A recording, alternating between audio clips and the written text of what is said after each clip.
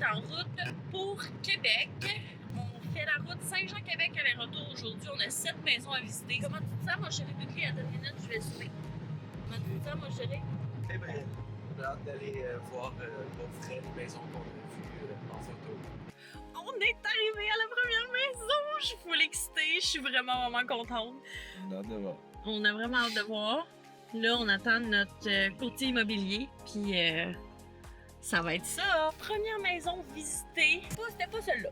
Hein, mon chéri? C'était pas ça. Non, c'était pas celle-là. C'était pas celle-là, mais elle était bien. C'était bien. Le salon, il était d'une belle grandeur. C'était beau.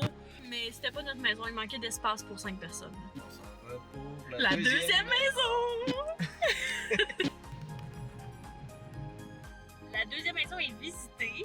C'était un coup de cœur, je pense, pour nous deux. La seule affaire qui manquait, qu'on aurait voulu avoir, c'est une place pour mettre un bureau fermé. Puis là, on a bien beau étirer de tous les bords, tous les côtés, on dirait qu'on trouve pas le moyen d'avoir un bureau fermé dans cette maison-là. Fait que c'est probablement juste pas la maison pour nous. Fait que là, dans le fond, on va visiter la dernière maison dans Lévis, puis après ça, on se déplace vers Québec.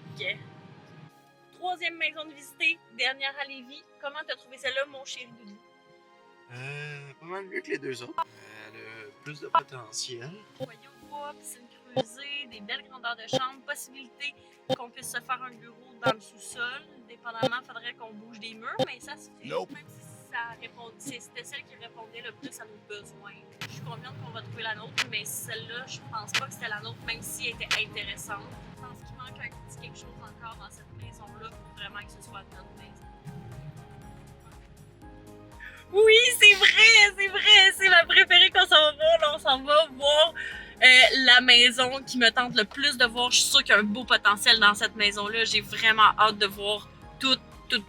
J'espère qu'on va tout avoir puis que tout va être parfait, tout à notre goût. J'ai vraiment hâte de voir cette maison-là.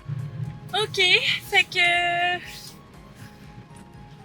Maison visitée, quatrième maison visitée. La maison préférée que tu voulais visiter. Ma bref, elle a tellement un beau potentiel de tout revirer de bord, de mettre les pièces là où ça nous tente de les mettre.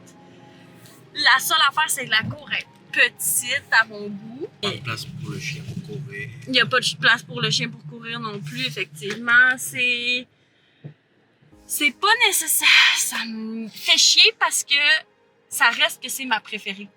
Mais ça reste que la cour aussitôt, on peut pas acheter une maison avec une cour comme ça n'a aucun sens. Là, on s'en va dans Sainte-Catherine de la Jacques-Cartier visiter une nouvelle construction. C'est sûr, ça peut pas nous déplaire une nouvelle construction, là, mais j'ai hâte de voir ça.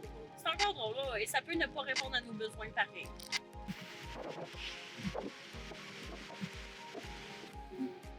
À part vraiment avec un point en moins parce qu'elle est vraiment dans le trou du cul du monde. Vraiment. Cinquième visite pas faite, en fait, parce qu'on a décidé de ne pas visiter. Elle partait avec trop de points de négatifs. C'était une copropriété, ce qu'on n'avait pas vu. La cour était pas clôturée avec une espèce de falaise, puis rien à proximité. Les maisons se ressemblaient toutes. C'était vraiment pas pour nous autres. On s'en va à Bel-Air pour chez mon père, puis on va aller voir si celle-là nous plaît. On se croirait dans le début de Shining.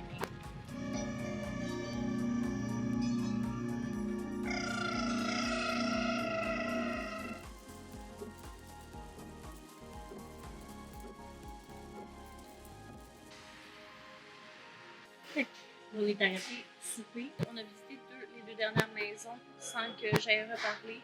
Mais c'était vraiment un gros no. La dernière, effectivement pas. Les deux, c'était deux gros noms parce que moi, je parlais de celle à Val-Bélair et c'était un gros nom là, parce que il n'y avait rien là-dedans qui nous plaisait. C'était zéro coup de cœur. C'était juste pas notre maison. Puis après ça, on s'est déplacé vers une maison en bas du ville de Québec. Puis celle-là était... C'était pas que c'était beau, mais c'était tellement grand, il y avait tellement de potentiel. On aurait tellement pu faire là-dedans. Oh my God. Mais... C'est le gros boulevard de la base ville, là. C'est comme... C'est 50 km. C'est 50. Je te mettrai une image de la carte. Ça nous permet de raffiner nos critères de recherche. Ouais. De Ouais, qu'est-ce qu'on je veut me suis- plus. Je me suis rendu compte que je voulais un petit quartier résidentiel. Ce que je pensais pas nécessairement vouloir, vu que c'est pas ça qu'on a depuis 3 ans. Nous autres, on va Toute la manger. journée. Ouais, on va manger, puis on va retourner prendre la route, puis on s'en parle un autre fois. Puis c'est gay.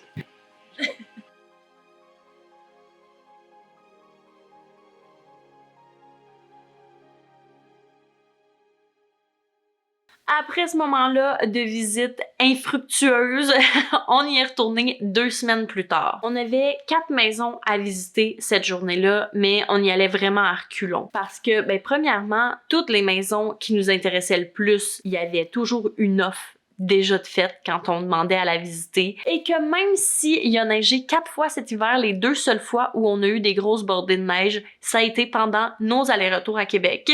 Puis, je ne sais pas si tu le sais, là, mais 6 heures de route qui se transforment en 7 à cause de la neige, plus 4 à 7 visites au travers de tout ça, c'est épuisant sur un moyen temps. C'était des maisons qui nous plaisaient bof puis qui étaient affichées trop cher pour ce qu'on pouvait s'offrir.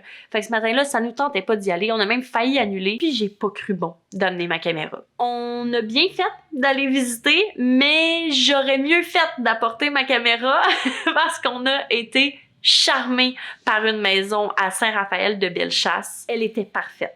Parfaite, je te dis. Elle avait nos 4 chambres, une cour de 11 000 pieds carrés de terrain, les chambres des enfants, ils étaient toutes sur le même étage, le walk-in tellement grand qu'on peut se servir d'une portion pour en faire notre bureau. La maison semblait vraiment plus petite en photo que ce qu'elle est en réalité. J'ai été agréablement surprise. Puis quelque chose qu'on n'osait même pas demander, dans cette maison-là, il y a un beau gros garage là, avec du rangement en masse, même si tu y mets ta voiture. Il y a même un sous-sol dans le garage, pour te donner une idée. Seul hic avec cette maison-là, elle était affichée à 339 000. Donc 40 000 au-dessus de ce qu'on pouvait s'offrir. Tant pis, on a déjà vendu ou presque, pas le temps à perdre.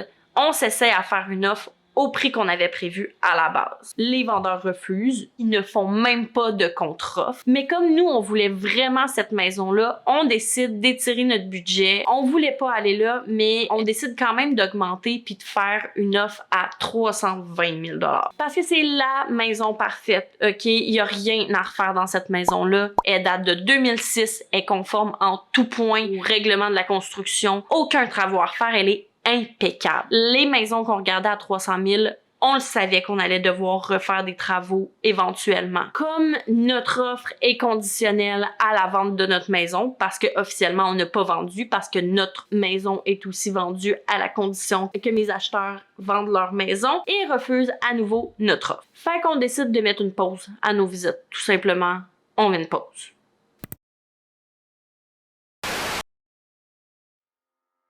Finalement, la vente de notre maison a été quand même compliquée avec eux. En partant, ils ont voulu faire une expertise pour voir combien ça va coûter faire réparer le mur du sol. Aucun problème, on s'y attendait, on le savait. Ils disent être satisfaits de la fondation, mais dès que ça s'est réglé, ils se mettent sur le cas de l'amiante. Vu qu'ils font affaire avec un prêteur privé, ils doivent absolument faire les travaux d'amiante avant d'entrer dans la maison. Donc, avant que nous, on sorte de la maison. C'est des coûts qu'ils veulent pas mettre maintenant sur la maison, puis ils essayent de nous faire passer une partie des travaux. Mais l'offre d'achat avait été faite en fonction de l'amiante. On refuse catégoriquement de payer pour ça. Tout s'aligne comme il faut, ils acceptent comme ça, puis pendant les 4-5 jours suivants, on n'a aucune nouvelle de leur côté. Puis après ces 4-5 jours-là, mon courtier, il me revient en me disant que l'offre est tombée à l'eau parce qu'ils ont envoyé la mauvaise soumission pour le mur à leur banque. Il y avait une soumission qui incluait la construction d'un drain français qu'on n'a pas ici en ce moment, puis une qui l'excluait parce que c'est un surplus, c'était pas une obligation. Mais eux sont allés envoyer celle avec le drain français qui était 3 fois plus élevée que la première, donc leur demande de prêt passait plus.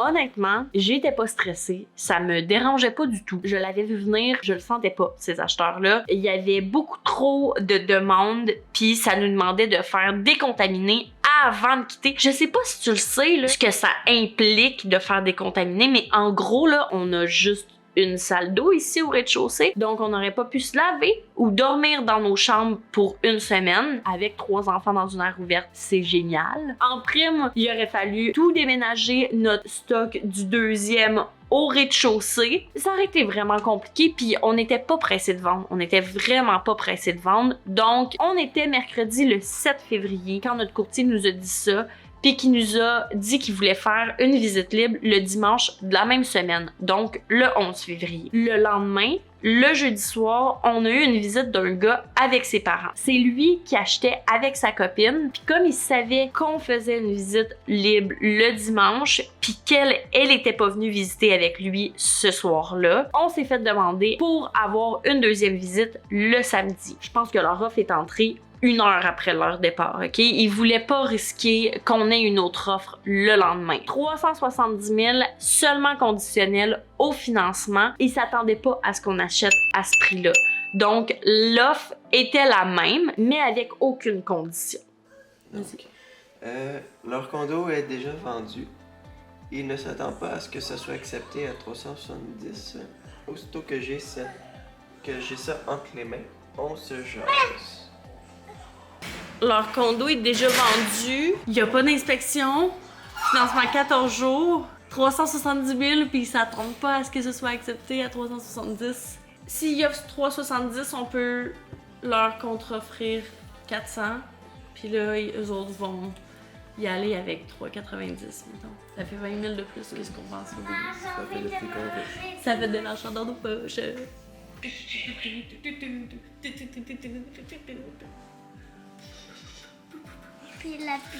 OK, attends une seconde, là. C'est une bonne question. C'est que la condition pour leur offre, c'est qu'on leur réponde aujourd'hui à 8 heures. Ils demandent si on veut tout de suite commencer à les négocier ou est-ce qu'on attend quand même après la visite libre. C'est que suite à la visite libre, s'ils voient qu'il n'y a personne intéressée, s'ils peuvent penser qu'ils ont plus le grand bout du bâton, versus si on commence à négocier tout de suite, ça peut leur mettre une pression. OK, fait que toi, tu négocierais aujourd'hui, dans le fond. Moi, je commencerais tout de suite, oui, effectivement. OK, parfait. Mais qu'est-ce que tu penses comme prix? Une contre-offre? Ouais, à quoi tu penses? Moi, j'avais en tête un prix final à 3,90. On est sur la même longueur d'onde. Fait que j'avais une contre-offre à 3,95. On est sur la même longueur d'onde. Good, parfait. Fait que ça serait ça. On y va avec ça. OK, good. Parfait. Ben, laisse-moi vous revenir au courant d'après-midi. Je vous reviens avec ça. Parfait, super, merci. Merci, à plus tard. À Bye. plus tard, bye.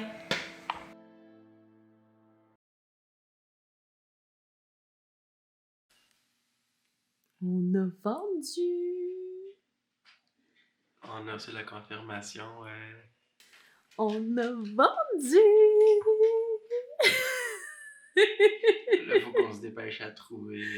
Ouais, qu'on trouve notre maison. Qu'on trouve puis qu'on puisse déménager d'ici 2 mois.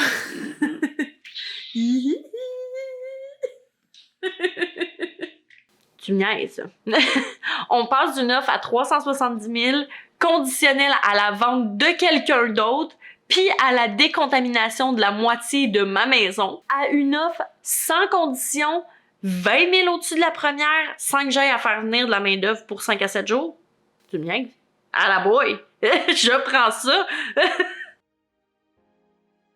Ça faisait 5 ou 6 semaines, je pense, qu'il n'y avait pas eu de visite de leur côté à Saint-Raphaël. Honnêtement, je pense même qu'on avait été leur dernière visite, ce que je trouve un peu niaiseux d'ailleurs. Là, je fais une petite parenthèse, je vais revenir à mon sujet après, mais je trouve ça vraiment niaiseux. Ça se bat dans Québec puis Lévis, mais personne va même visiter cette maison-là qui est 10 fois en meilleur état que ce qu'on peut visiter dans Québec. Pour le même prix, je parle. Alors que c'est juste à une demi-heure. C'est ridicule. Bref, de notre côté, à chaque maison qu'on visitait, on la comparait à celle de Saint-Raphaël. Puis ça, c'est quand on avait l'occasion de les visiter. Parce que 4 maisons sur 5 que je demandais à voir avaient déjà une offre d'achat d'accepter dessus. Ça avait aucun sens. Ça fait qu'après avoir officiellement signé la promesse d'achat sans condition des acheteurs de ma maison actuelle, on a refait notre offre à 320 000 directement Et cette fois-ci, ils ont accepté. Je l'ai dit plusieurs fois, puis je pense que ça va être quelque chose que je vais radoter quand je vais être vieille. C'est la seule maison qui nous plaisait vraiment, puis on est les seuls qui voulaient se la procurer. C'est la nôtre, c'est tout.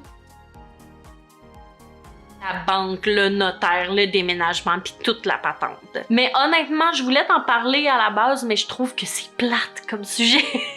En fait, l'information que j'ai envie de te donner par rapport à cette étape-là, c'est ma manière de planifier le déménagement en tant que tel, parce que ça a vraiment été une révélation pour moi. Je suis passée dans toutes les pièces de ma maison, puis j'ai regardé étape par étape qu'est-ce que j'aurais à faire dans ces pièces-là. Par exemple, je vais dans la chambre à mon fils, OK, le lit est à défaire, le garde-robe est à vider, les jeux sont à ranger, la bibliothèque est à vider. OK, parfait, cette pièce-là est planifiée, qu'est-ce que j'ai à faire dans les autres pièces? Et j'ai tout listé, toutes les étapes que j'avais à faire. Puis après, je me suis pris un gros tableau. Il me restait 1 mois et demi avant le déménagement.